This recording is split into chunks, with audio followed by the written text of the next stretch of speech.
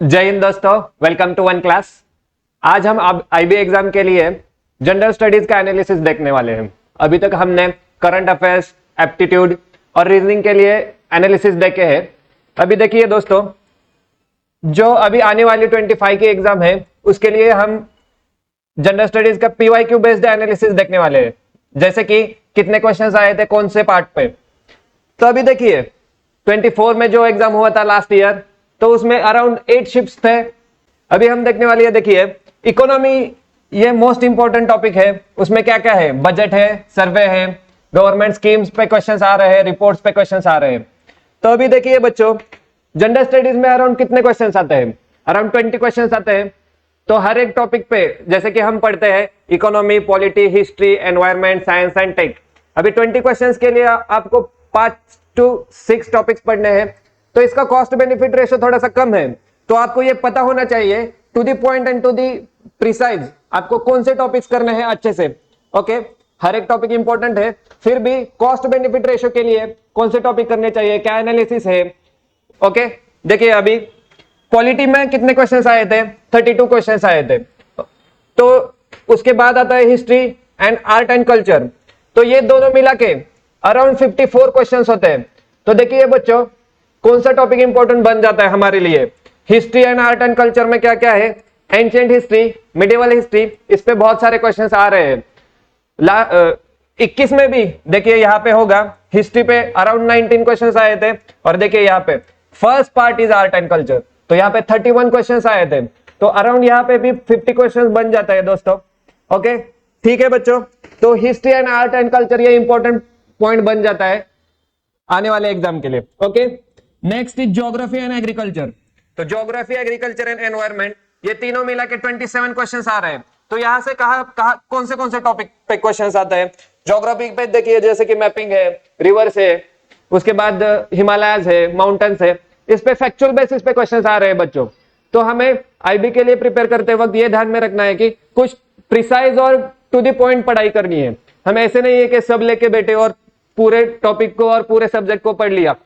Okay, क्योंकि cost benefit ratio भी हमें ध्यान में रखना चाहिए जनरल स्टडीज का प्रिपरेशन करते हुए। ओके, नेक्स्ट इज देखिए मिसलेनियस। मिसलेनियस पे क्या है, स्पोर्ट्स है, बुक्स है।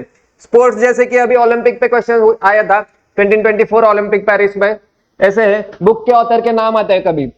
ये सब हम कहां से कवर करते हैं, करंट अफेयर्स में हमारा जो टिडबिट्स मैगजीन है वहां पे कवर करते हैं हम। तो वहां से आपको मिसलेनियस के ये जो 2 क्वेश्चन है या जो जितने भी क्वेश्चन आएंगे वो कवर हो जाएंगे।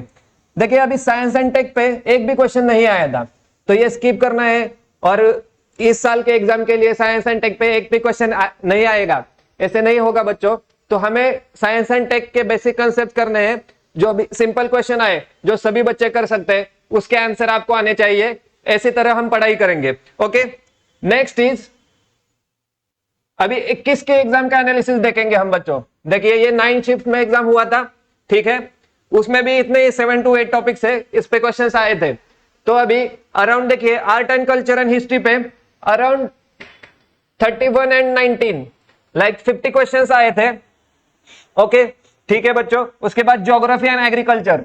तो अभी हमें यहाँ पे क्या पता चल रहा है, art and culture, history, economy and ये ज्योग्राफी एंड एग्रीकल्चर। उसके बाद पॉलिटी है, इस पे 11 क्वेश्चंस आए हैं। तो ये इंपॉर्टेंट कोर सब्जेक्ट है, उस पे क्वेश्चंस आने ही वाले हैं। तो ये कौन से क्वेश्चंस, कौन से टॉपिक्स कहां से पढ़ने हैं, ये मैं आगे आपको इस लेक्चर में बताने वाला हूं। ओके, उसके हम लेक्चर भी लेने वाले हैं हमारे बैच में अच्छे से।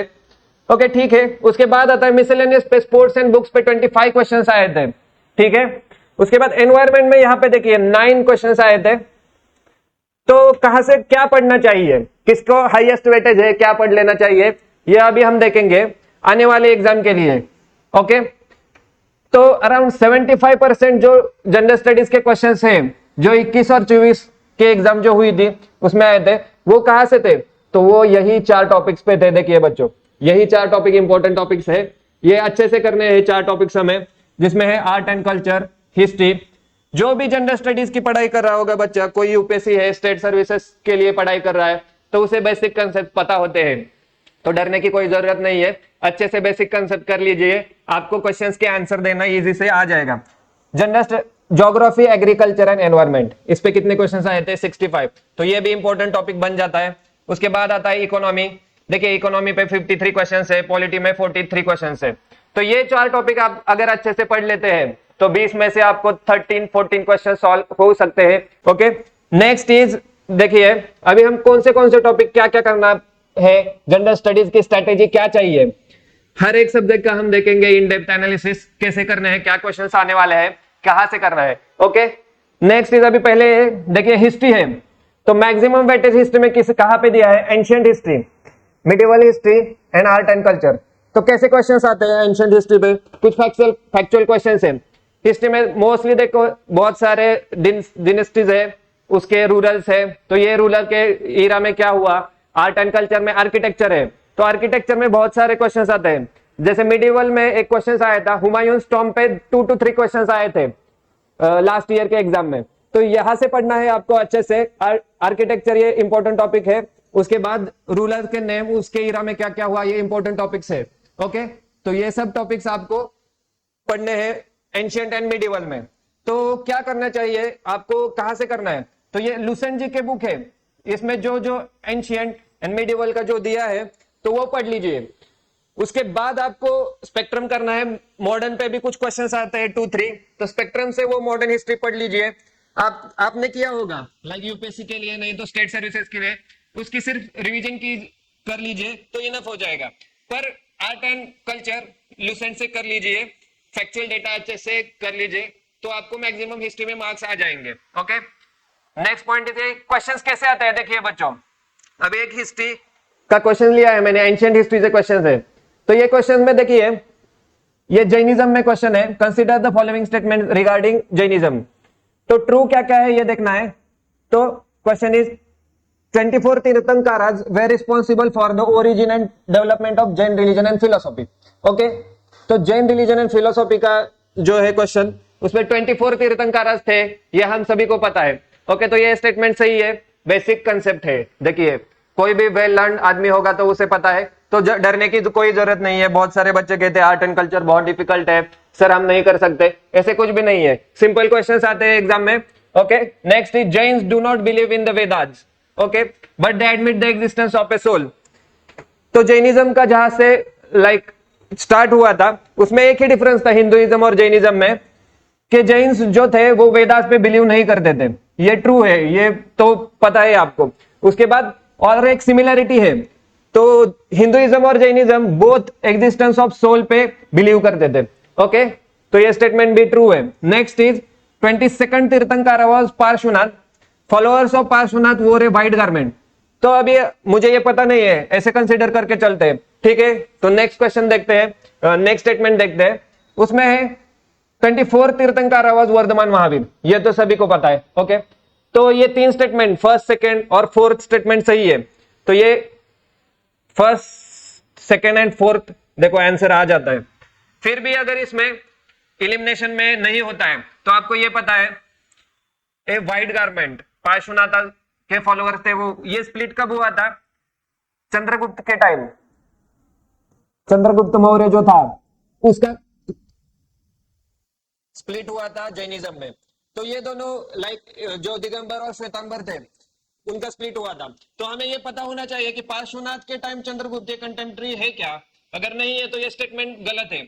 ओके, ठीक है, ऐसे सिंपल बेसिक क्वेश्चंस आते हैं, आपको बेसिक कंसेप्ट क्लियर करने हैं और अच्छे से पढ़ना है, ठीक है। नेक्स्ट सेक्शन है हमारे जनरल स्टडीज का, वो है इकोनॉमी बच्चों। तो इकोनॉमी में कहां से क्वेश्चंस आते हैं? मोस्ट ऑफ द क्वेश्चंस कहां से आए हैं? देखिए बेसिक कंसेप्ट, जैसे इन्फ्लेशन है, ट्रेड डिफिसिट है, उसके बाद पब्लिक फाइनेंस है। ये हमारे पीसीएस की पढ़ाई के वक्त हमें सब पता होता है, बेसिक कंसेप्ट हमारे क्लियर है, तो उसकी कोई मतलब परेशानी नहीं है। पर इंपॉर्टेंट टॉपिक कौन से है आईबी के लिए? तो सेंसस और एचडीआई स्कीम्स एंड प्रोग्राम्स, ये दोनों है जो सेंसस और एचडीआई एंड अदर इंडिकेटर्स। जैसे इनइक्वालिटी एडजस्टेड एचडीआई रहता है, जेंडर एडजस्टेड एचडीआई रहता है, ये सब जो इंडिकेटर्स है ये सब हमें करने हैं आईबी के प्रिपरेशन के लिए। ओके, तो सेंसस 2011 का प्रिपरेशन करना है अच्छे से। तो ये हम लेने वाले हैं सेंसस का डेटा, वो कीजिए, वो सिंपल है वहां से।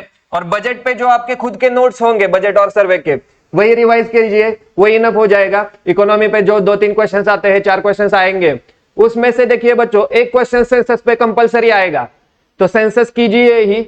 21 में भी आया था, 24 में भी आया है, लास्ट ईयर में भी आया था, तो बहुत मतलब इस साल भी आएगा ऐसा कह सकते हैं। Okay, next subject is polity. तो पॉलिटी में तो बहुत सिंपल क्वेश्चंस आते हैं और हम तो लक्ष्मीकांत करते ही रहते हैं, उसको ही रिवाइज कीजिए प्रॉपरली। पॉलिटी में कुछ करंट अफेयर्स ओरिएंटेड क्वेश्चंस रहेंगे, तो वो हम लेने वाले हैं हमारे करंट अफेयर्स के बैच में। Okay, next is geography and environment. Geography and environment में कहां से क्वेश्चंस आते हैं, देखिए बेसिक कंसेप्ट तो है ही, पर इंपॉर्टेंट टॉपिक्स जो कवर करने हैं अभी हमें, जैसे कि है रिवर्स पे, घाट्स पे, हिमालयस पे। अभी 24 के एग्जाम में देखो गोदावरी रिवर के ट्रिब्यूटरीज कौन से हैं, कहां से जाते हैं, कहाँ कनेक्शंस है, क्या क्या रिवर के, उस पे क्वेश्चंस आए थे। वो सिंपल सिंपल क्वेश्चंस आते हैं। हिमालयस पे क्वेश्चंस आते हैं। तो मैपिंग और ये दोनों टॉपिक्स अच्छे से करने हैं। इकोनॉमिक एंड ह्यूमन ज्योग्राफी में क्या रहता है, इकोनॉमिक में रहता है जैसे जूट इंडस्ट्री है, वहां पे से एक क्वेश्चन आया था, तो वो भी हम बेसिक एनसीईआरटी से करने वाले हैं। ओके बच्चों, तो क्या पढ़ना चाहिए, 11th NCERT physical geography and India physical geography environment, तो ये कर लेंगे आप रिवाइज अच्छे से। आपने पहले से ही पढ़ के रखा होगा, तो वो रिवाइज कीजिए। जैसे कि फिजिकल ज्योग्राफी पे बहुत ज्यादा क्वेश्चंस आने के चांसेस नहीं है, तो वो पार्ट आप स्किप कर सकते हैं। ओके, कोई बात नहीं है, पर ये स्किप नहीं करना है, ये इस एग्जाम के लिए इंपॉर्टेंट क्वेश्चंस है। River, ghat, Himalayas, mapping, economic and human geography. Okay, next is science and technology. देखिए last year science and tech पे एक भी क्वेश्चन आया नहीं था, तो हम इस बार स्किप कर सकते हैं क्या, नहीं, कोई भी टॉपिक स्किप नहीं करना है। तो साइंस एंड टेक कहां से करना है, सिंपल क्वेश्चंस आते हैं, जैसे कि सेल है, एसआई यूनिट है, classification on animal and plant है, इस पे क्वेश्चंस आते हैं। तो ये कहां से करना है, 9th एंड 10th एनसीईआरटी। तो 9th एंड 10th एनसीईआरटी से ये सब कवर हो जाएगा।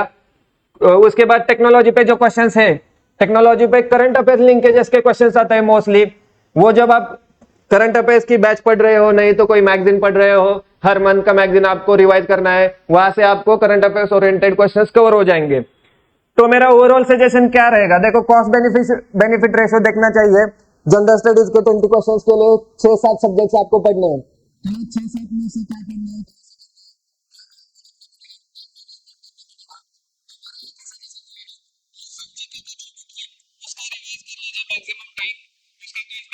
बेनिफिट रेशियो अच्छा है, जो आपने अभी तक मटेरियल पढ़ा है वही रिवाइज कीजिए। और उसके बाद जो पीवाईक्यू एनालिसिस का हमारा मार्क बूस्टर का जो बुक है, वहां से भी आप कर सकते हैं पीवाईक्यू एनालिसिस, उसका प्रैक्टिस कीजिए। ओके, अभी हमने जो बैच लॉन्च किया है उसमें साइंस एंड टेक हम कवर करने वाले हैं, इकोनॉमी कवर करने वाले हैं, history, geography, most important topics cover करने वाले हैं। Everything will be covered in our Vijeta batch. तो experience the faculty rankers, UPSC ranker लेने वाले हैं अभी साइंस एंड टेक, तो आपको ये सब मिल जाएगा। तो अभी हमारी विजेता बैच है जो, उसमें हम सब ऑल 5 सेक्शंस लेने वाले हैं। ओके, उसमें जनरल स्टडीज का सब डिटेल्स में देने वाले हैं। और आपको all the best for the exams. Thank you so much. Okay.